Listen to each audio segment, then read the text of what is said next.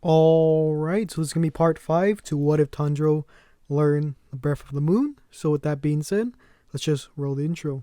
Bow in the presence of greatness. 'Cause right now that has forsaken us. You should be honored by my lateness. That I would even show up to this fake shit. So go ahead, go nuts, go.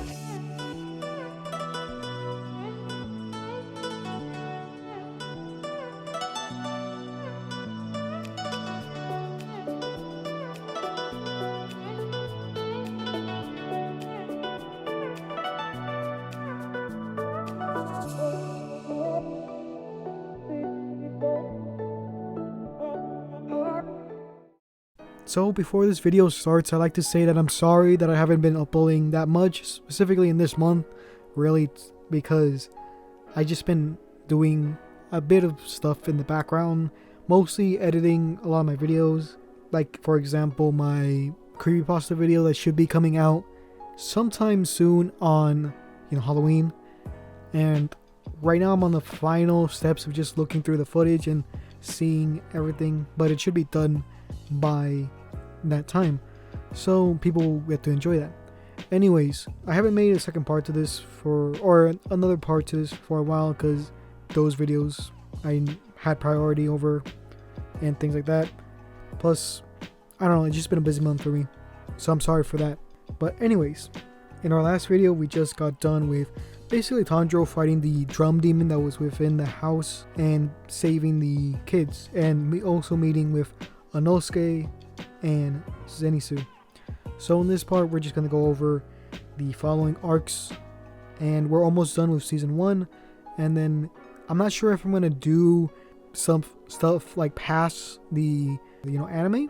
I might do the train arc just because it's getting a movie, and yeah, I guess if anyone's like watching this far into the show, or at least in my series, then they don't really care about spoilers. But anyways, let's get into the actual video. So we would continue off of the last fight, which is against the drum demon. Tanjiro at this point has a broken leg from using one of the styles, basically using that to one-shot the demon. I believe it was the 16th form of the Breath of the Moon style, but anyways, since he has his broken leg, it's gonna be a lot harder for him to walk, so he's gonna have to use his sword as almost a crutch at this point, obviously with the sheath still on, so that he doesn't, have a chance of injuring anyone or himself. So he would find the kids that were still stuck in the building and rescue them. After some time, they go outside, and this is where Tanjiro finds Inosuke almost beating Zenitsu to a pulp. Zenitsu is protecting the box that Tanjiro has been carrying with him. This box obviously referring to the container that contains, well, his sister, Nezuko. So obviously this gets Tanjiro mad, and therefore he goes to rushes Inosuke to protect Zenitsu, who he has a lot of respect for because of what he's just been doing.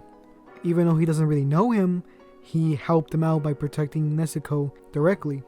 So this is where Tanjiro, with his one good leg, actually launches himself, and he also uses a bit of his sword as a crutch to also propel himself. So it's not as strong as it usually would been if he used both his legs, if that makes sense, and therefore it's not as powerful as it was. I guess it'd be more powerful than it was in canon, since his training would be a little bit more difficult than it was in canon, just because of the different teachings and so on and so forth. So I would say in this case he actually hits Inosuke in the head instead of the chest like it was in canon, as in this one, even though he's crippled at this point, he would still be more precise than Tanjiro from canon, because Tanjiro wasn't really that good at the different forms, and he wasn't as skilled as he is in this one, if that makes sense. So therefore he gets a better shot, and Inosuke takes that pretty harshly. So Inosuke starts to fight back, and this is where he questioning why he has a demon in his box, as well as calling Zenitsu a coward for not really using his sword because he's not fighting back. And this is where Tanjiro tells him that it's a taboo for different demon slayers to use their swords against other demon slayers. Inosuke gets the point and he says, well, let's just fight with our hands. And this is where Tanjiro and Inosuke fight. But like I said, Tanjiro is a real disadvantage as he's crippled. So the fight goes pretty much in Inosuke's favor, even though in this one, Tanjiro is a bit more skilled. Just because he has very limited movement, it's a real handicap, if that makes sense. And therefore, Inosuke gets a few good hits on Tanjiro, and Tanjiro isn't really able to fight back since Inosuke fights at a very low angle because he fights more as a animal than a human. And this really messes up Tanjiro. But before Inosuke can really finish him off, this is where he backs out, or blacks out, because of the headbutt that he received earlier.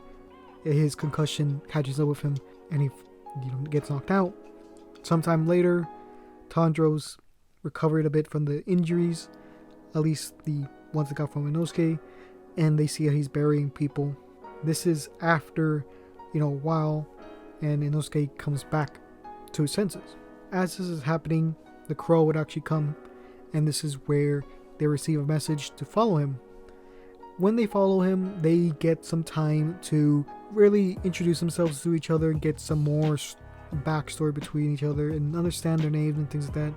So Inosuke would introduce himself by saying that his name was Inosuke, and to remember that, Tanjiro asks him, how do you spell it? Obviously he doesn't really know since he wasn't really taught that. So they continue on, and eventually they would get to this inn that this old lady was running. When they get there, they're kind of confused, and the crow basically tells them that it's time to rest because they're all injured basically. Even though most of them didn't really fight too much, they're still pretty injured. It's because of the fights in between each other. So there they get to rest up for a bit. I'm not sure exactly how much time was spent. I don't think it really says, but we could assume that's at least a few days. And in this time, obviously his leg wouldn't have recovered yet, and neither would his broken bones. So he would have to create some sort of, crutch for him. Not the same as like using a sword, but something a little bit different, almost like a cast. But again, it still limits his movement quite a bit. And in this time, this is when Zenitsu finds out about Nezuko, and he basically falls in love there. After some time passes, they actually go to the forest, or they go to the next mission, and this is where they find a lot of demon slayers, rank 10 by the way, being almost slaughtered. They meet with one in particular, I forgot his name at this point, but he later becomes somewhat recurring character, I guess. So he's panicking and he's asking why didn't they send a pillar to help him, and Inosuke just punches him in the face and tells him to calm down, that they're enough to take out this threat. As they go deeper in the forest, this is where they see a bunch of the demon slayers seemingly attacking each other. Zenitsu does not come with them as he's too scared to really go in with them. So what happens is that Tanjiro doesn't want any of the slayers to get hurt from his hands or really kill him, so he doesn't use his sword. He then basically breaks the strings that were controlling them. After this, he realizes that there is a demon above them, and he says something strange. He tells them to leave or to stop making racket as they're messing up their peace in their clan. This is confusing to him since he's never really heard a demon talk like this, and he's standing on the string, but he doesn't seem to be the one controlling it. This is where Zenitsu actually comes and tries to go after them, realizing that Nezuko is with Tanjiro. So this is where the demon slayer that both Tanjiro and Inosuke met earlier basically tells him to leave and that he could handle this. This character is actually named Murata, but at this point they don't know each other just yet. So Inosuke is kind of not sure about this, as Murata was really scared before and doesn't really see any confidence within him. This is where Murata basically reassures him that he can do it. He tells him that you guys caught me on an off day, but now I'm ready to do this. This is where both Tanjiro and Inosuke lets him go so he could go and cut the strings while he and Tanjiro basically go off to find the person controlling the strings.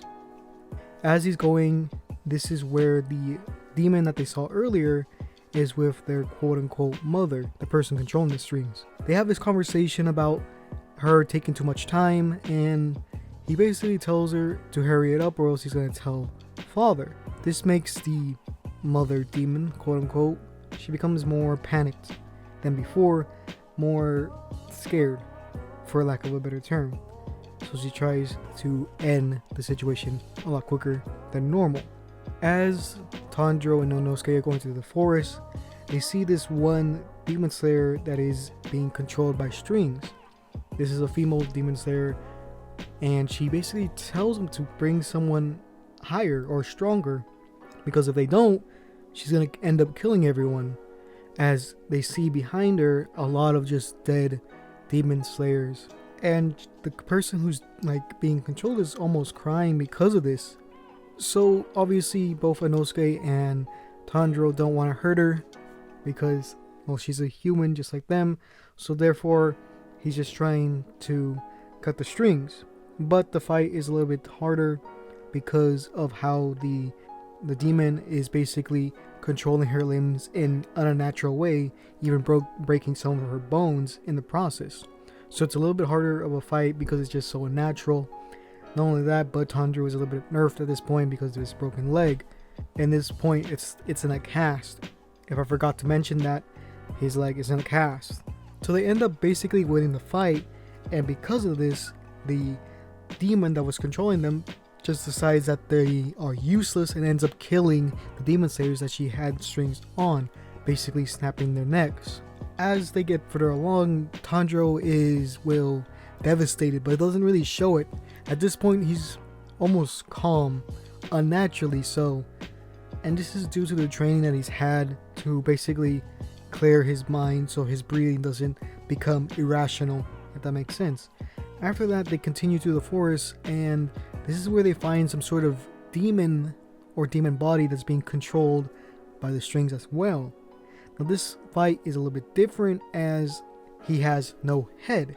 So this fight is weird, or at least for them, because he seemingly has no weakness, but they decide to cut through the kind of do a diagonal slash through the biggest part of the body to make the biggest, well, damage on them as they can. So Inosuke tries to go and fight him, and at first it seems pretty fine, but it starts to slowly become harder as the way that the demon is controlling the body makes it a lot harder to go against, and this demon is very strong.